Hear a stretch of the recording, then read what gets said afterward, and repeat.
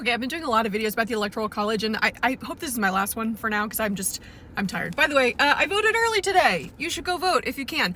What's really interesting is that there is a potential solution for those of you who want the Electoral College gone or at least reformed that doesn't maybe involve a constitutional amendment or something, although the legality of this is not clear.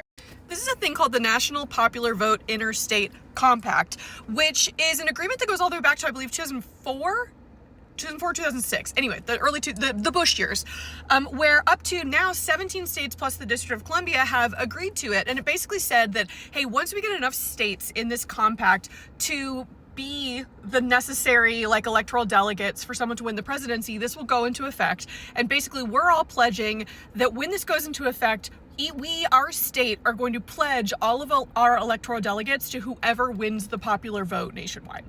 Again, this isn't in effect now, and I'm not sure the legality of this. I'm sure if this ever were to pass into enough states, I mean, they're getting actually close, right?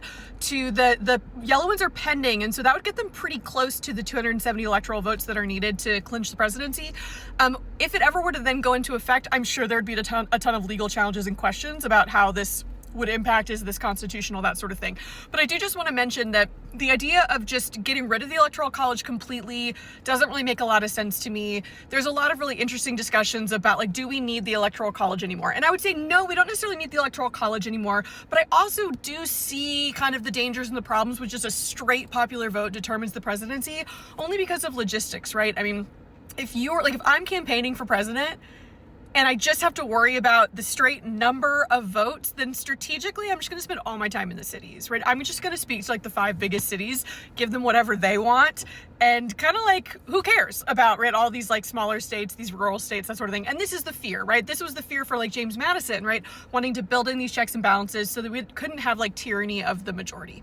Now, I also think it's true, though, that I do think it's kind of wild that we can have this situation so many times now where someone can win the popular vote outright by a significant amount, right, and still lose the presidency. And it's important to acknowledge that that's not really something that the founders anticipated, and it's not really something that has happened until more modern American politics. It happened once in 1824, but that was a little bit of a weird corrupt bargain sort of thing. You had 4 people running all from the same party. It was weird. And then as far as I am remembering from my knowledge of U.S. history, it didn't really happen again until the modern era, right? Until maybe 2000, unless there was one before that.